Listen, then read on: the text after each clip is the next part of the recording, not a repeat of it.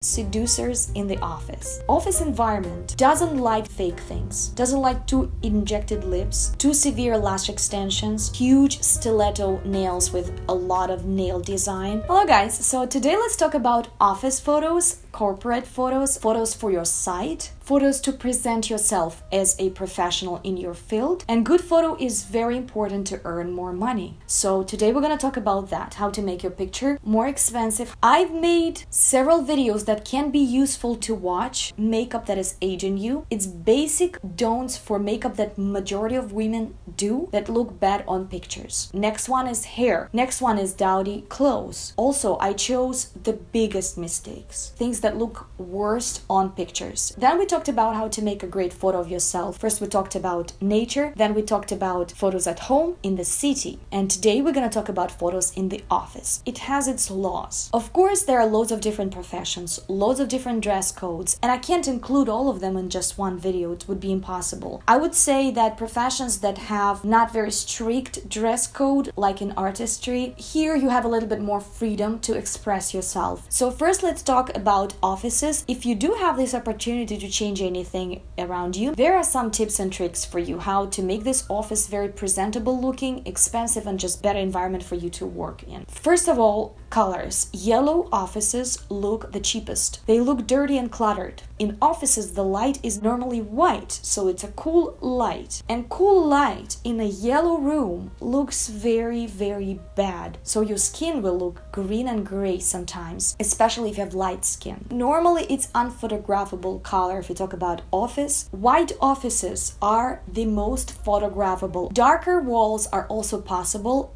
as the whole room or accent wall. Accent wall is just one wall dark, attracts attention, and it's best if you make it a little bit more pretty, putting some kind of a picture there, maybe some symmetrical shelves, maybe a couch. So it would be an accent area in your office where you could sit and maybe relax, drink some coffee and get some ideas or work with clients. The best colors for that would be dark green color, dark blue, black, dark gray. These colors are normally quite expensive looking as an accent wall. Really bright, light colors, it just depends. It depends on what you do, what is your profession, what is an idea behind all that. I've seen bright pink offices, bright green offices, but you really have to know what to do. If you are not sure, and if you have this kind of a conservative area that you're working in, the best things would be just those classic colors. Some people use floral wallpaper or wallpaper with different kinds of patterns. That's, again, it's another level. You still can go for that if you know what you're doing. Another good thing is loft style offices. It's normally whether gray, white, orange, or red brick walls. That looks great on photos and it's quite cozy to work in there too. Now, if you have furniture made with dark wood is for mature men. They look more expensive with dark wood. For women, dark wood is making things very heavy. For women, it's better light wood, something white, marble is great, or orange wood would be nice too. Also, you will get more money if everything in your office is slightly bigger. If you have this tiny table, small chair by the tiny wall, tiny window, that normally is not looking as good. Now, plants is essential. If you add a little bit of plants, they don't have to be real if you're scared to take care of them. They don't have to be huge. One small green plant on your desk, another one on the windowsill, you should be good. Like a little bit of this green pops of color, it calms down the nervous system. It's just easier to work in that space. That space looks more cozy, more friendly, more calm. It looks like home and it looks stunning on the pictures. It can revive any picture in the office. And of course, if you have the opportunity, get yourself a big plant and put it on the back behind you, like when you're being photographed, for example. Normally, big plants look great with couches by the accent wall, in front of the coffee table, maybe a couple of chairs. It's creating a very cozy zone. You can upgrade your office also with accent colors. For example, you decided to get everything white. Then you can have some folders, some files in accent color like red. Then you can have your mug also red. You can have some pants that are also red. All that is gonna look very uniform. We like to recognize similar colors. The more clean the space is, of course it looks more expensive and it's better to work in that space. If you have a lot of different small stickers all around the place in different colors, lots of different books, papers, and everything is exposed. The only cluttered thing that is allowed in the office photos, in my viewpoint, is different colored books on the back. Books can pull off untidiness. You can just put them randomly there, and as a background it can look quite nice. Now, lighting. Many offices have that windows that don't have any blinds on them. If we sit in front of the window, we can make quite nice picture there. The back probably will be darkened, which is not very professional looking normally. So if you have a lamp to lighten the back from you, that's gonna look much nicer. If your table is on the side and you're being lit from the window from the side, sometimes for women it can accentuate some wrinkles here on the forehead, different unwanted shadows that we want to hide. Sometimes if you don't have any other choice, then you can slightly cover it in Photoshop later. If you have ring light, it's gonna go good. Direct light straight in front of your face, and it should be slightly above your eye level. So it would create a little bit of a shadow under your nose here. The shadow should be in the middle between your nose and your top lip. If your nose shadow is touching the lip, that's wrong light. The light is too high. Now let's talk about your looks. Many women also work at home. When you're working at home, it's kind of a mixture between office and home. So the way you look also should match the environment. You should not be in your pajamas, but you don't have to be in a blazer and pants and high heels. And some women do that mistake. Actually, they make photos at home with that full office outfit, which is just not matching. Something a little bit in the middle, a little bit more relaxed would be better. For example, you can go for jeans and nice t-shirt, but it should be made with a good thick cotton, very well ironed. Or you can have long sleeve top, or you can have short and jeans, or you can have linen pants, linen vest, or you can have cashmere sweater and jeans. Beautiful and very authentic. It's gonna match visually. Your hair doesn't have to be extremely stiff, but also not as if you just woke up. Better comb them, you make them sleek, make them on top. Things should be ironed. This is the rule number one. So when you're dressed in the office, you have this certain dress code. It's normally very general. It's blazer and pants or blazer and pencil skirt, normally covering the knees and quite narrow. Then whether it's high heels or medium heel shoes, quite classic in shape. Then shirt or blouse underneath the blazer. Sometimes they allow you to go without the jacket. You would have that whether shirt or nice blouse there. Of course, if we talk about crazy patterns and things like that, you gotta feel what works, what not. Sometimes some patterns really work for office pictures like this, for example, but this is a very classic pattern. Dark blue background with some medium or small sized florals or polka dot, things like that. It's very classic looking normally. Also stripes is a classic piece that's normally 1 finger thickness, and they can be red and white, black and white, and dark blue and white. Also, colors for your suit normally are classic. For example, black or navy blue or camel colors or white. Shirts are normally whether blue or white. Some women love wearing dresses for their dress code. Mostly these dresses are finishing under your knee. Of course, it's better if it's wider here, not just these thin stripes. It's just a bit more classic and conservative looking. So we're closing all these armpits folds here. We're closing this décolletage area slightly so it would not all be very visible. So the dress should be made with a stiff fabric, and it should really fit to your figure. It should not squeeze you very much. It should not be extremely large. It should be very well made, preferably with double layered cotton, or sometimes they use wool, but it just keeps its shape better. Something that doesn't work for the office, something made with very thin stretchy material that is squeezing you, that is very large, downgrades the look. Also, if you have this different kinds of crazy patterns, it doesn't add anything to the picture. Animal prints, you have to use them in a small dosages. It should not be head to toe leopard outfit. It can be even leopard scarf, or you can have leopard shoes, and everything else is very classic. That's gonna look very elegant. Office doesn't like stones, sparkles, rhinestones, especially on sweaters, on t-shirts with thin fabric. Sparkles are for evening. Office likes more matte textures and more stiff silhouettes. Mini skirts, opened décolletage area, fishnet tights, and platform shoes also, it's not for the office normally, unless you have different goals in there. Another thing that doesn't look in the office today is tiny shirts and tiny blazers. Tiny sleeve connection here, so when you close in this, it has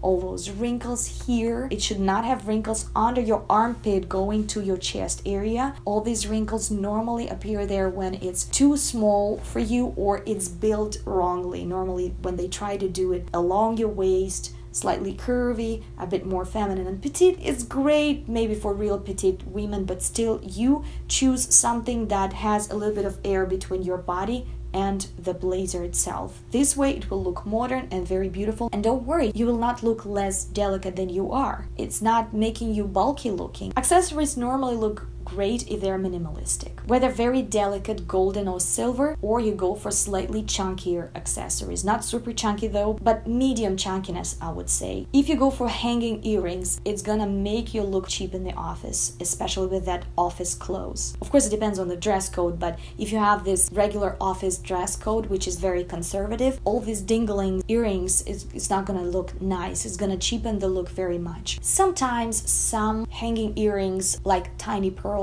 that can look quite nice, but I'm just talking more like boho direction. Glasses look great, but not this type of glasses. This type of glasses don't look good on everyone. It was very popular in the 90s, maybe in the beginning of 2000s, but now they just don't look nice. Better choose the frame. Even transparent frame can look amazing, and they probably should be a little bit bigger, not as squarish and thin like that. Now, if you have watch, it also upgrades your office style a lot, but watch is better when it's more minimalistic, not that kind of watch. Nothing whether too sparkly with a lot of ornamentation or nothing too childish. Now, if we talk about makeup, nothing over the top. Classic minimal makeup or nude makeup and sometimes smoky eye, sometimes red lips look great in the office.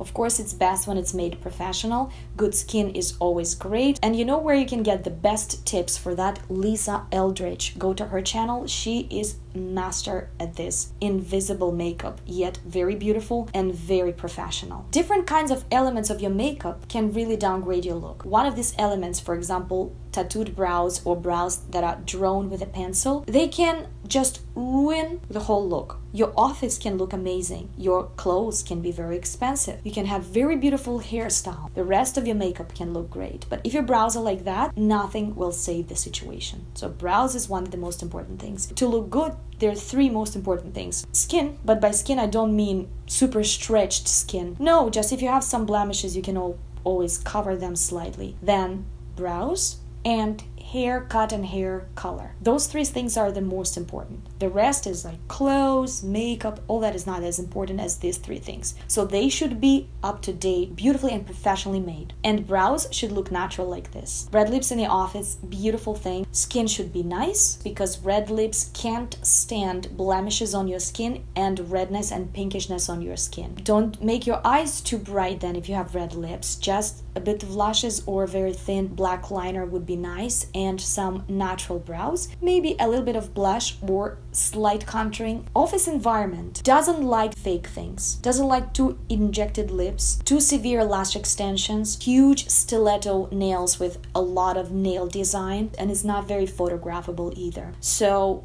everything that is a little bit more classic will always win. So nails should probably be just short or a little bit on a longer side. If you don't like nail polish, just transparent see-through nail polish would be best. It just looks a little bit more professional if you have something on your nails. You can also go for that nude nail polish or very pale pink kind of a nails. That looks normally most professional. Now, in some offices, they also can do red nails and eggplant nails. That normally looks very classic, but it also depends on your dress code. So normally no stamps, no stones, not that crazy design on nails. Hair should be well groomed, styled, and well combed. It should not look like a cotton ball. For example, in this look, there are 4 things that are off. The woman herself is very beautiful. So these glasses are very old-fashioned. We need different glasses for her. Now the hair is like a cotton ball, just leave-in conditioner would be good. I would also change the haircut a little bit. I would make it a little bit more blunt for her, otherwise it's just too rounded. It's very 80s. That color of her top and her top, both color and that stretchy material that is on her also doesn't look very upgraded and professional. And then she would look absolutely different. I've heard that thing that curly hair should be straightened in the office. They just don't look professional enough. I disagree with that very much. I think it's just a matter of how you style your curly hair. I think they should be styled in a more chunky way. Cheap hair color doesn't work in the office. Whether it's too brassy hair or bleached from the roots in case it doesn't fit to your particular style and face shape. I have tons of videos about this you can watch. I have a great video, which is one of my most popular videos, Would You Look Good with Blonde Hair? I'm gonna leave the link down below. Now, if you have this bleached hair, possibly it would be a better idea to do a shadow root, meaning toning your roots into slightly darker color. For example, this level is 11 or 12, then you darkening your roots in level 8, ashy. Looks the most natural. It's a great combination, works pretty much for any blonde. You can't go wrong with that. It's gonna look very expensive, and you can even do it yourself at home, and I do it all the time for myself. I'm gonna soon make a video, my hair routine. Another cheap hairstyle would be grown gray roots, but I understand some women now they want their gray hair to grow, which is great. Gray hair can be very beautiful, but it should be grayed all over. So if you have some extra money, you can go to salon, and what they do sometimes, they remove that hair dye from your hair, they bleach it, they make it really white, like my hair now, like light yellow. Then they tone it with a lot of blue pigment. And what it does, it kind of creates that very white gray hair on the ends. And then you can grow your hair, it will look uniform. But if you're growing it, yeah, I understand that is a transitional period. You probably just don't want to make pictures during that period of time. Or what you can do, there's also that sprays, I think it's a powder spray that you can spray on your roots that would match your hair. At least it should be same tone, it can be slightly darker, so that can be good for the picture if you just want to keep growing your gray hair. Number 6, poses. And again, I'm gonna talk about my favorite things. Bathroom pose is not looking good, especially in nature, of course, because we already have this association. Also in the house, in the city, and of course in the office. Bathroom pose, and when you're sitting, your legs are like this and your body is bended forward. So if you are at least having your legs crossed is gonna be good. Better if your poses are not very stiff. If you stand straight, don't stand straight to the camera with your legs and arms along your body. You need to have a little bit of air between your arms and your body and between your legs sometimes too, or legs can be crossed, on one leg can move forward. Any diagonal lines, any lines when your legs come on one line, that normally looks much more flattering for anybody, and it's breaking your squarishness and angularity that normally happens when you're standing straight to the camera. When you're sitting on a chair, it's always a great idea to slightly move to a side. Maybe cross your legs. Maybe you don't cross your legs, then you stretch your legs forward. You can bend on one side. You can just do something. You can hold something. You can do like that. Better if you are relaxed. Don't tense muscles here around your neck, around your shoulders. Have your spine relaxed too. If you're making pictures, for example, for your site or for your social media, your working space, you can always have coffee in your hand with a mug. You can look on your computer. You can read a book. You can have a notebook and just write down something. Also, if you have these business photos and you're talking on your phone, don't look at the camera. It looks very staged. All that is telling people like different stories, but it normally looks very natural. Calm, content face always works great. It looks conservative and people trust you. Now, my favorite subject, seducers in the office. Like we already had seducers in nature, seducers in the city, seducers at home. Now we have seducers in the office. Of course, if you're wearing high heels with platforms, very short miniskirt showing your knees and above, especially if it's up to here. If you have bright makeup, you have bleached hair from the roots, it's normally adding to that. You have huge décolletage area, and especially if you sit on the table or something like that, or you sit inappropriately, your butt sticking out, you're showing your legs and stuff like that, that is normally looking not very professional. But what I've seen is not only that, sometimes just the pose can be seducing. Everything else is kind of conservative, make sure you just see the difference when you are a woman there or when you're in your working zone. Alright, that's it. Please let me know in the comments, where do you guys work and what kind of office dress code you have. What worked for you and what didn't work for you. I hope that was helpful. Thank you. Bye-bye.